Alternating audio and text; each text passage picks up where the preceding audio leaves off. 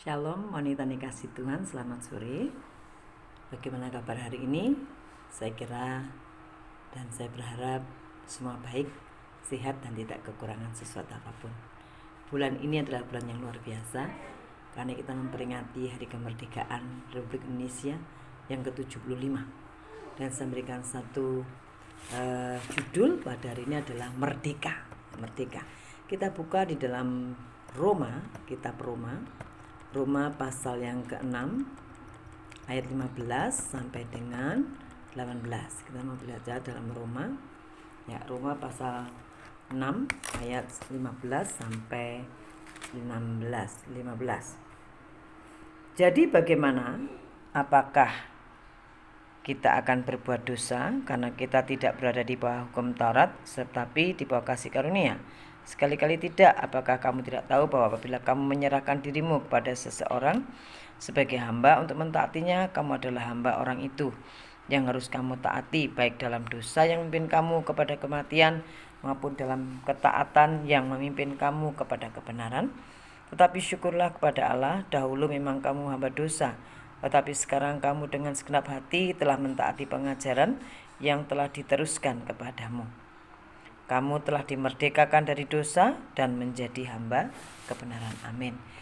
Ibu-ibu dikasih Tuhan, para wanita, seringkali hidup ini dan memang hidup ini diperhadapkan dengan pilihan-pilihan, ya, dengan pilihan-pilihan kehidupan, dan itu menjadi prioritas kita. Apa yang kita ambil menjadi keputusan kita. Nah, di sini di dalam kehidupan kita menyerahkan diri kepada siapa? Ketika kita menyerahkan diri kepada dosa, maka kita menjadi hamba dosa. Kita mentaati dosa, menjadi hamba dosa dan menuju pada kematian. Ataukah kita hidup dalam ketaatan pada Tuhan yang akan membawa kita kepada kebenaran, yang akan memimpin kita pada kebenaran dan pada kebenaran. Kita ingat bahwa pada zaman Perjanjian Lama, Tuhan juga memberikan satu pilihan pada umatnya yang terdapat dalam Ulangan pasal 30:19. Di sana Tuhan menyatakan juga, aku manggil langit dan bumi menjadi saksi terhadap kamu pada hari ini. Kepadamu kuperhadapkan kehidupan dan kematian, berkat dan kutuk. Pilihlah kehidupan supaya engkau hidup, baik engkau maupun keturunanmu. Ulangan 30 ayat 19. Tuhan juga memberikan satu pilihan, dan hidup ini memang pilihan-pilihan. Tetapi Tuhan dengan jelas menyatakan, pilihlah kehidupan supaya kamu hidup. Tidak hanya kamu, tetapi seluruh orang yang ada di dalam kehidupanmu, keturunanmu juga mendapatkan kehidupan. Ibu kasih Tuhan, kehidupan itu berbicara tentang kehidupan yang terus berjalan, perjalanan hidup yang terus menerus sampai kepada kekekalan. Juga berbicara tentang pemeliharaan dan pembelaan Allah bagi kita yang mau menjadi orang yang taat dan dipimpin dalam kebenaran. Karena ketika kita hidup dalam kebenaran, justru itulah sebetulnya kemerdekaan, bukan siksaan. Justru ketika kita menyimpan kepahitan, menyimpan sakit hati, kemarahan, iri hati, dendam, amarah, dan sebagainya, itu sesungguhnya satu beban. Itu sesungguhnya satu yang mengikat kita, sehingga kita tidak bisa bersuka cita. Kita tidak bisa tersenyum, kita tidak bisa menyambut orang dengan baik. Yang ada hanya negatif thinking, pikiran-pikiran yang negatif tentang orang lain. Itu sesungguhnya ikatan, itu dosa. Itu memimpin kita pada kematian. Karena lama-lama kita jadi orang yang sakit, stres, dan putus asa. Tetapi ketika kita taat pada kebenaran, maka kita akan taat pada Tuhan, maka kita akan terus dituntun dalam kebenaran, dan itulah kemerdekaan. Ibu dikasih Tuhan, menjelang menyongsong atau memperingati tahun kemerdekaan RI 75 ini, tidak, itu adalah memang anugerah Tuhan, tetapi juga melalui perjuangan para pahlawan yang rela berkorban untuk kemerdekaan bangsa ini. Demikian juga secara rohani, kita sudah dimerdekakan oleh Tuhan dari dosa melalui pengorbanan Yesus di kayu salib.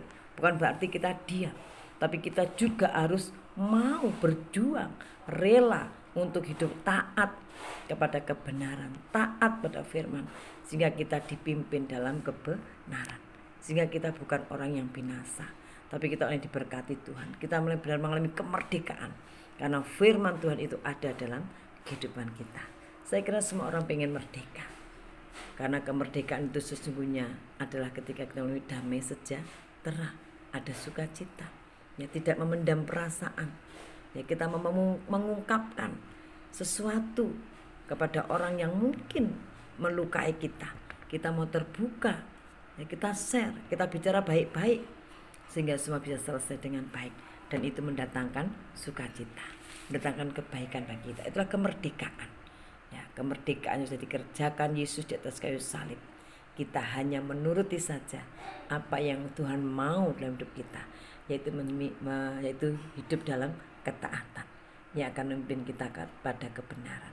Karena ketika Yesus sudah memerdekakan kita, sesungguhnya kita menjadi hamba kebenaran. Kita bukan lagi hamba dosa. Dulu memang kita adalah hamba dosa. Ya, kita suka marah langsung dan sebagainya. Tapi kita di sini katakan dengan segenap hati mentaati pengajaran. Mari kita menjadi wanita-wanita dengan segenap hati mentaati pengajaran, ya, sehingga kita menjadi wanita yang kuat, wanita yang merdeka. Tidak ada ikatan dalam hati kita atau pikiran kita, tapi semua lepas. Pelepasan ada dalam diri kita, ya. Dan dikatakan kamu telah dimerdekakan dari dosa dan menjadi hamba kebenaran, sama seperti seorang perempuan yang bernama Maria Magdalena. Kita buka dulu dalam Markus pasal yang ke-16, Markus 16, ya, ayat yang ke-9. Di sana dikatakan, setelah Yesus bangkit pagi-pagi pada hari pertama minggu itu, ia mula-mula menampakkan dirinya kepada Maria Magdalena. Daripadanya Yesus pernah mengusir 7 setan. Luar biasa. Orang yang dulunya wanita yang jahat, wanita yang keras, mungkin wanita yang ngomongannya tidak baik, tidak benar, ya. Tetapi ketika Tuhan melepaskan dia dari ikatan dosa, 7 setan, tuh jahatnya ampun-ampun. Tetapi Tuhan berkenan menampakkan diri kepada Maria Magdalena. Mengapa? Karena Maria Magdalena ketika dia dilepaskan, dia mengalami kemerdekaan, dia tidak kembali lagi pada kehidupan yang lama, ya, tapi dia melayani Tuhan. Kalau ibu baca dalam Lukas pasal 8, Lukas 8, 1-3, di sana dikatakan Maria Magdalena yang dulunya wanita yang diikat oleh 7 setan, dan setelah disembuhkan oleh Tuhan, mendapatkan kelepasan, kemerdekaan dari Tuhan, dia melayani Tuhan dengan apa yang dia punya bersama wanita-wanita yang lain. Ibu dikasih Tuhan, biar di hari merdeka yang 75 ini kita juga mengalami kemerdekaan. Kita tidak menyimpan kepahitan, kita tidak menyimpan luka, kita tidak menyimpan sakit hati. Tapi bila kita melepaskan semuanya itu, karena Tuhan sudah sangat mengasihi kita, Tuhan mengampuni kita, menerima kita apa adanya, dan kita juga akan menerima orang lain apa adanya dengan damai sejahtera. Itulah kemerdekaan. Jadilah hamba kebenaran. Dan untuk mengisi kemerdekaan, jadilah wanita-wanita, ibu-ibu yang mengeluarkan kata-kata yang positif, mengeluarkan kata-kata berkat untuk anak kita, suami kita, orang-orang di sekeliling kita, bahkan orang-orang yang tidak menyenangkan kita. Mengisi kemerdekaan dengan kebenaran, itu berkata-kata yang positif, berkata-kata yang memberkati, mendoakan, dan berkata yang benar.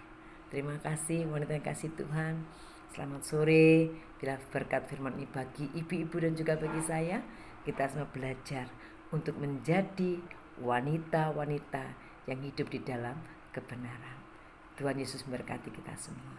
Shalom.